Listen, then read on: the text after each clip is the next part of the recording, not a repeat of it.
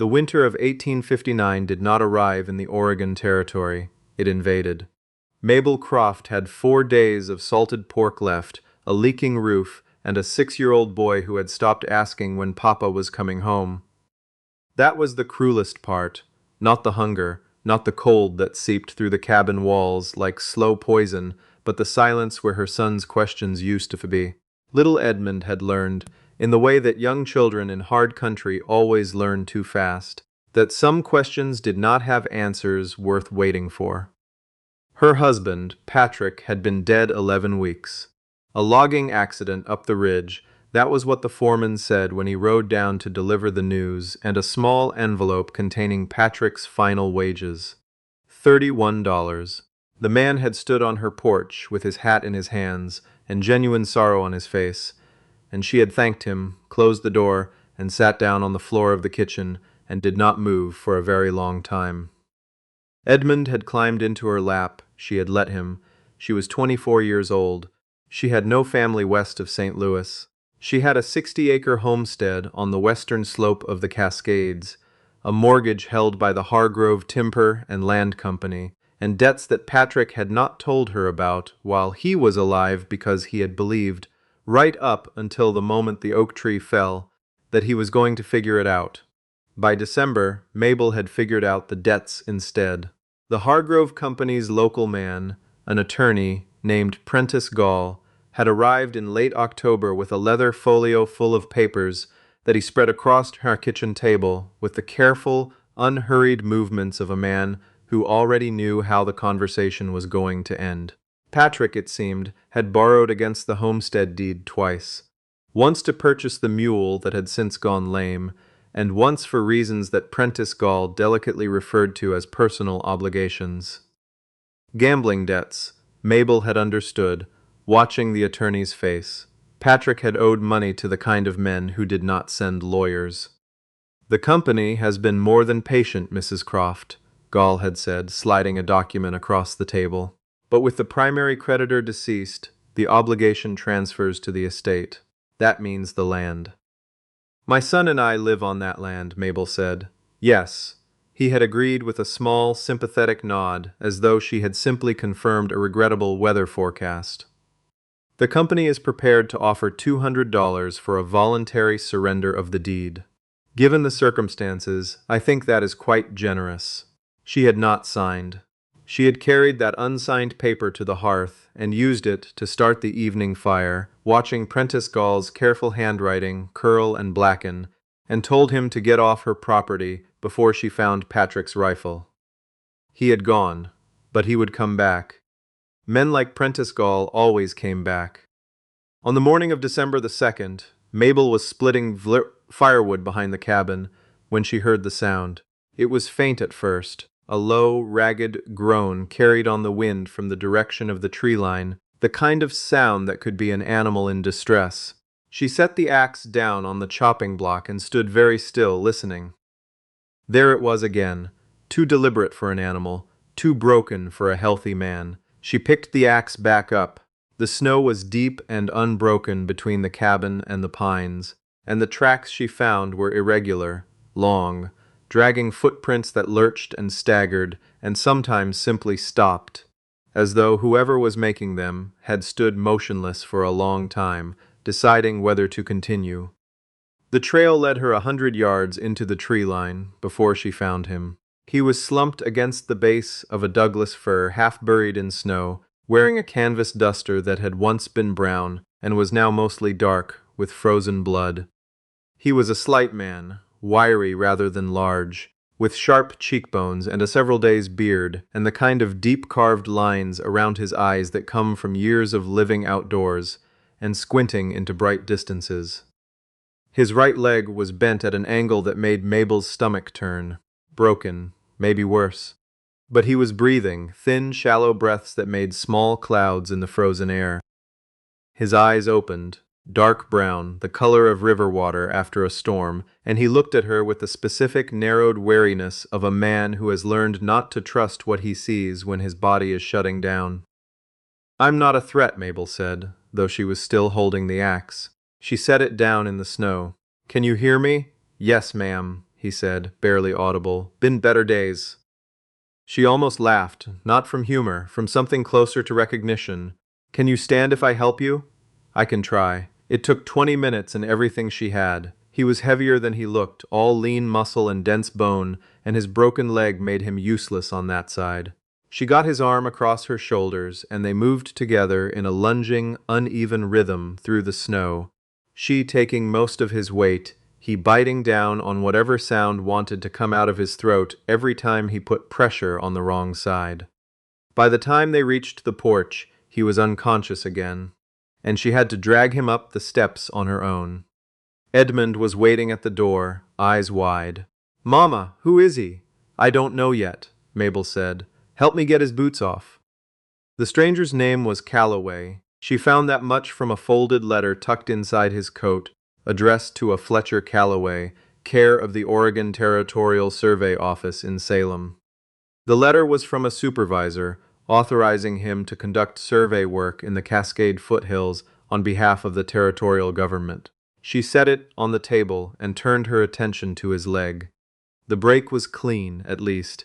She had helped her father set a broken arm once, back in Missouri when she was a girl, and she remembered enough to know that clean was the good kind. She splinted it with the straightest pieces of kindling she had, wrapped it tight with strips torn from her last decent petticoat. The second petticoat she had sacrificed in 11 weeks, which seemed like either very bad luck or a pattern, and packed his other wounds with cloth soaked in the apple cider vinegar. That was the closest thing she had to medicine. The bruising on his ribs suggested he had not simply fallen. Someone had beaten him first. Fletcher Calloway woke fully for the first time on the second day. Mabel was sitting at the table, mending Edmund's coat, when she heard the rocking chair creak and looked up to find him watching her from across the room with those dark, careful eyes. "You set my leg," he said. "It was either that or leave you to freeze. I appreciate the distinction." He looked around the cabin, the patched walls, the low fire, the single candle on the table because she was rationing the others. His gaze lingered on Edmund, who was sitting on the floor arranging pine cones into formations that seemed to represent some sort of army. Then his eyes came back to her. "You live alone here. My husband died in October." A pause. "I'm sorry. Don't be on my account," she said, and was immediately ashamed of that, because it wasn't entirely fair to Patrick. She threaded her needle again. "You're a government surveyor." He was quiet for a moment. Not the quiet of someone formulating a lie. She had learned to recognize that particular quality of silence in Prentice Gall, but the quiet of someone deciding how much of the truth to offer to a stranger who had just saved his life. "I was," he said finally. "I came up from Salem 6 days ago. I was mapping the watershed in this section of the foothills. There's a tributary creek that runs east of your property. Do you know the one I mean?" "I know every creek on this slope," Mabel said. "The headwaters of that creek run through a natural reservoir about 4 miles northeast. It's significant. Feeds into at least 3 downstream properties." He shifted in the chair, wincing. "I found something while I was charting it. Someone has been diverting the water, digging secondary channels to redirect the flow away from the lower homesteads. It's not a natural feature. It's deliberate engineering." Mabel set down her mending very slowly. "The Hargrove Company," she said. It was not a question. She watched his face, and she did not need it to be. "Hargrove's been buying up every homestead in this watershed for 2 years, Fletcher said. "The families that couldn't manage anymore and sold. They sold because their water dried up. They thought it was drought. They thought they'd managed the land wrong." His voice was careful, but she could hear the anger underneath it, the kind of anger that gets quiet when it goes deep enough. "It wasn't drought. And they ran you off the ridge," Mabel said. 3 men. Hargrove's logging crew, I think, though they weren't wearing company colors. "They took my horse, my instruments, my records." He stopped. His jaw tightened. "They didn't find the field notebook." He reached inside his coat and drew out a small, battered thing, leather-bound, the size of a man's palm, stuffed with pages dense with handwriting and hand-drawn maps and columns of figures that meant nothing to Mabel, but clearly meant a great deal to someone. "This is evidence," she said. "This is the only copy that exists," he said. "They've got the originals." Outside, the wind pushed against the cabin walls. Mabel looked at her son, who had given up on the Pinecone Army and fallen asleep on the rug in front of the fire, one small fist curled under his chin. "Mr. Calloway," she said quietly, "the Hargrove Company holds my husband's mortgage. Their lawyer has already come once to tell me I need to vacate. In the spring he will come again, and this time there will be a sheriff's deputy with him." Fletcher looked at her steadily. "How much is owed?" "More than I can pay." She picked up her mending again, not because she needed to sew, but because she needed something to do with her hands. "My husband borrowed against this land without telling me, to cover certain debts." "I see. So you understand," she said, "that I have my own problems with Hargrove, and I want you to understand that when you are well enough to ride, I expect to hear what is in that notebook." He studied her for a long moment. Then he nodded once, with the gravity of a man making a real promise rather than a polite one. "You have my word on it," Fletcher Calloway said. He healed faster than she expected. By the fourth day, he was moving carefully around the cabin on a rough crutch they fashioned from a bent oak branch. By the sixth, he was sitting on the porch in the thin winter sunlight, doing something useful. Her bridle had needed mending for weeks, and he worked leather with the ease of long practice, his hands steady and precise. Edmund, who had regarded him with enormous-eyed suspicion for the first 2 days, abandoned all caution on the afternoon of day 5, when Fletcher produced a folded piece of paper from somewhere, and in about 4 minutes of quiet industry, created a small horse with a long nose and surprisingly expressive ears. He set it on the floor between them without comment. Edmund picked it up and looked at it for a long time. Then he looked at Fletcher. "Can you make a dog?" "I've made worse," Fletcher said. After that, Edmund followed him like a shadow. Mabel watched this from a careful distance and did not examine too closely what it felt like to see her son laugh at something again.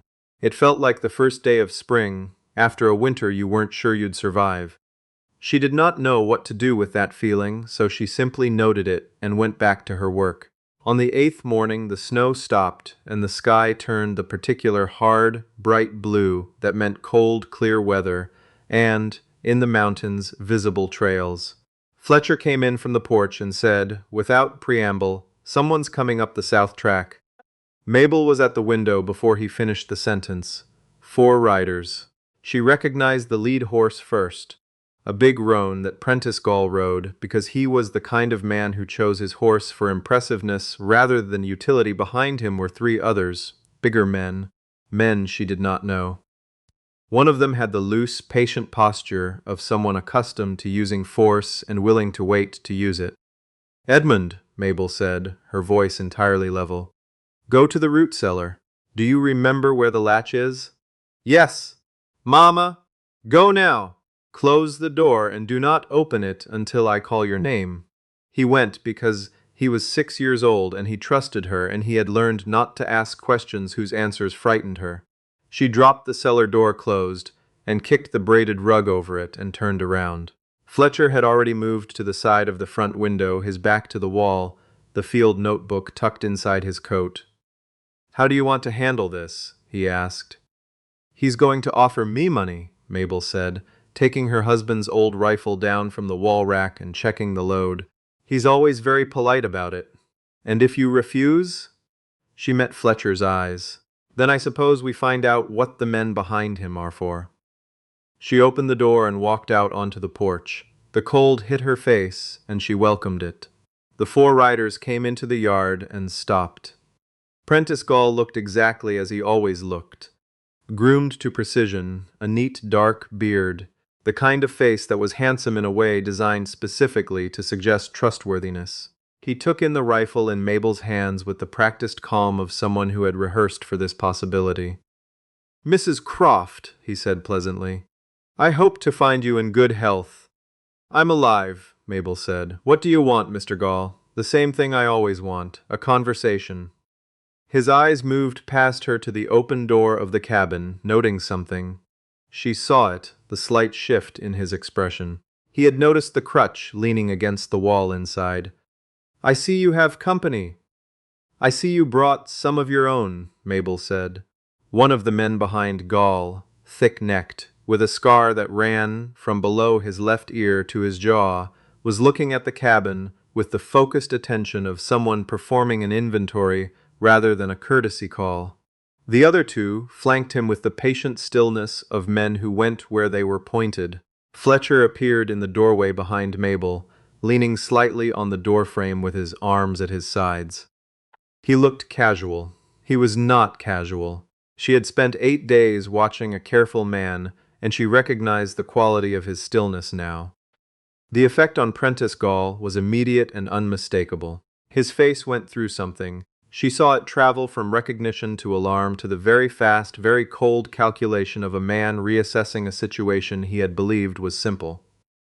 "Mr. Calloway," Gall said. His voice remained pleasant. Only the plural of small things gave him away, the too careful blink, the way his right hand shifted on the reins. "I was told you had left the territory." "You were told wrong," Fletcher said. "The company was simply concerned when your survey work was reported incomplete. There were questions about the integrity of the data." "I'll bet there were." Gall's pleasantness tightened around its own edges, like a plaster cracking. He turned back to Mabel. "Mrs. Croft, I urge you to consider your situation carefully. You are a widow with a child and significant debt, sheltering a man whose professional conduct is under scrutiny by his own employer. The Hargrove Company is prepared to offer $300 today." "You diverted the creek," Mabel said. Gall blinked. "The upstream tributary. You've been diverting it for 2 years. You drove the Keller family off their land last spring, and they thought their well had just gone dry." She kept her voice steady and factual, the way Fletcher had stated facts to her. Calmly, without heat, because calm was more dangerous than anger. "The Harmons left in August. The Delacourt widow left in September, and now you're here for me." Behind Gall, the thick-necked man's hand had moved to his holster. The young one on the left was watching the tree line. The third man, older, was watching Fletcher. Gall's expression had gone entirely flat. "I think you have been listening to a man with very questionable motives, Mrs. Croft." "A man with—" "Get off my land," Mabel said.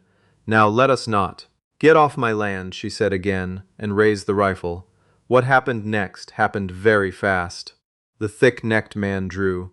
Fletcher pushed Mabel sideways through the doorway with one hand even as she heard the shot. It went wide, splintering the doorframe where she had been standing. And she hit the interior wall and spun, and in the same motion heard a second shot from the porch as Fletcher fired from the cover of the open door. "Get down," Fletcher said, stepping back inside, and then they were both on the floor behind the heavy log wall as the yard erupted. Mabel did not freeze. She had not frozen in the 24 hours after Patrick died. She had not frozen when Gall first laid his papers on her kitchen table, and she did not freeze now. She crawled to the wooden chest under the bed and hauled out the tin box of ammunition and started feeding rounds into the rifle. "Back window," Fletcher said, reloading his own gun with sharp, practiced movements. "If they're smart, Gall's sending the old one around." Mabel went to the back window. She could hear the horses in the yard, the shouting, Gall's voice somewhere behind the cover of the woodpile, higher pitched than she expected, less composed.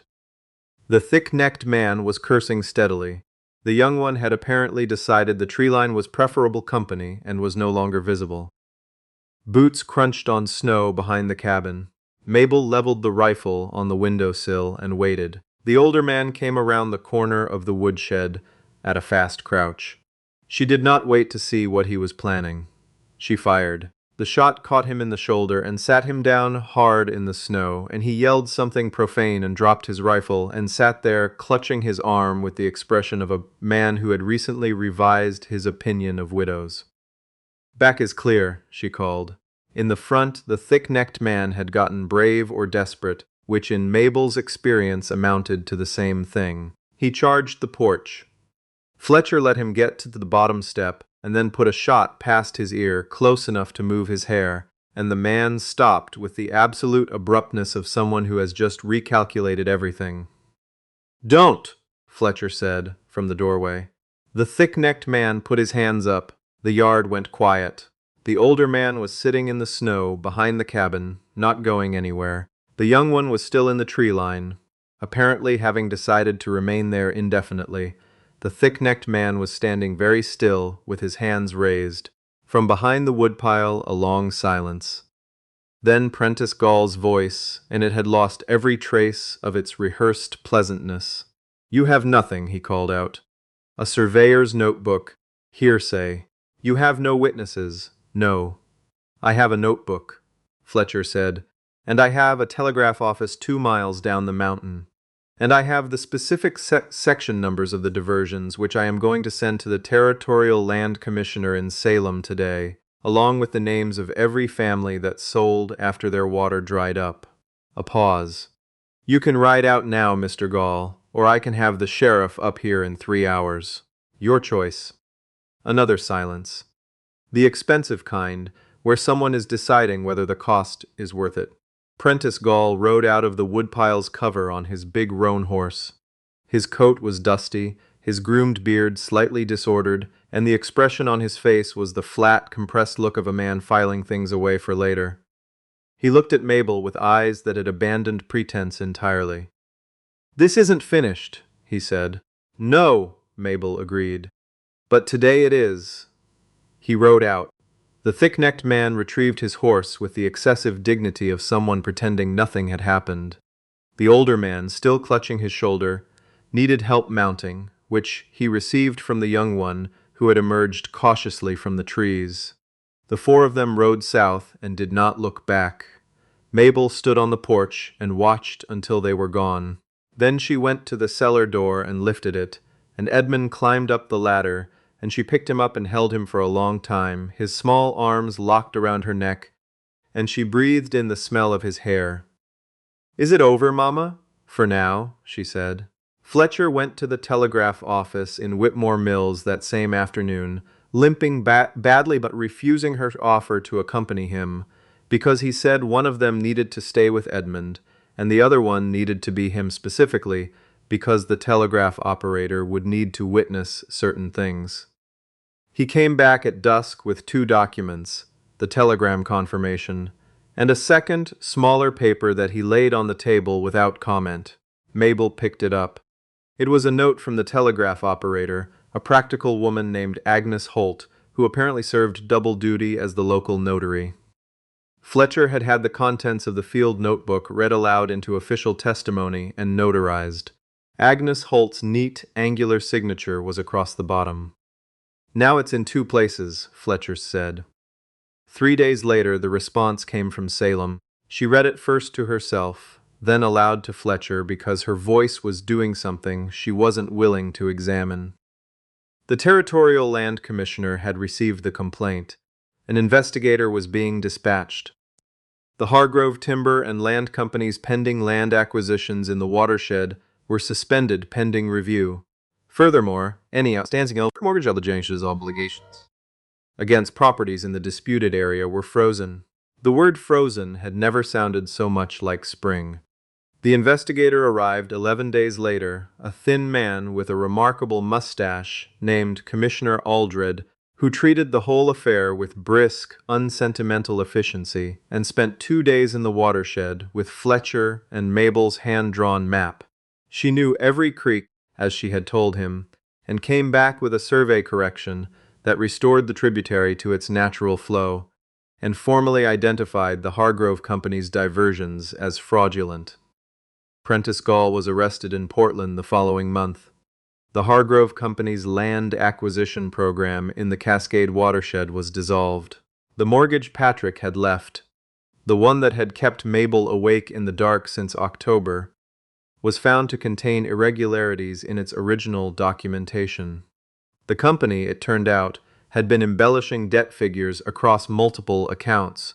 The revised amount was something she could actually pay, in time, if the spring season cooperated.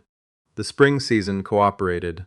Fletcher stayed through the winter because his leg needed the time, and because there were legitimate reasons to remain near the watershed until the commissioner's investigation was complete, and because Edmund had developed the absolute conviction that Fletcher was personally responsible for the sun rising every morning, and following him away would have been something close to cruelty. Those were the practical reasons, and Mabel repeated them to herself often enough that she stopped noticing the others. On the first warm morning in March, she came out to find him on the porch, his crutch nowhere in sight, walking with only the faintest remnant of a hitch in his step. He was looking at the mountains. The snow was pulling back from the lower slopes in slow retreat, and the trees were doing the thing they did every year that still surprised her, going from gray and bare to something green, so gradually you kept missing the moment it happened. The survey office sent a letter, Fletcher said without turning around. They want me in the northern section by April, mapping the upper Willamette watershed.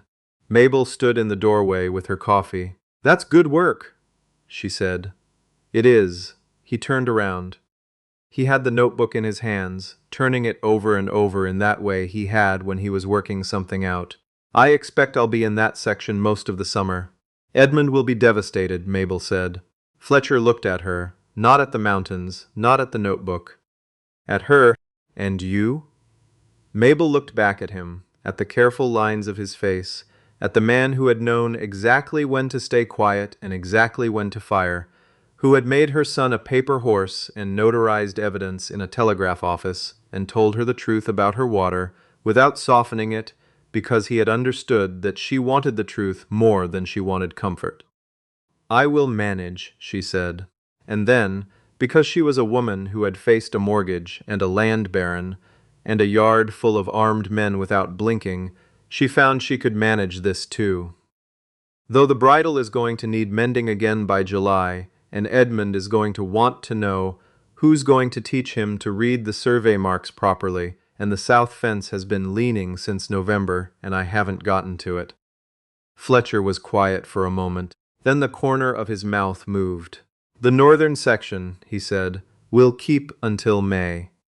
Edmund came barreling out the door at that moment, with pine cones in both hands and some urgent military objective requiring Fletcher's immediate consultation, and the morning opened up the way mountain mornings did, when the worst of the winter was truly past, bright and cold and full of specific, ordinary things that felt, for reasons Mabel could not entirely articulate, like exactly enough.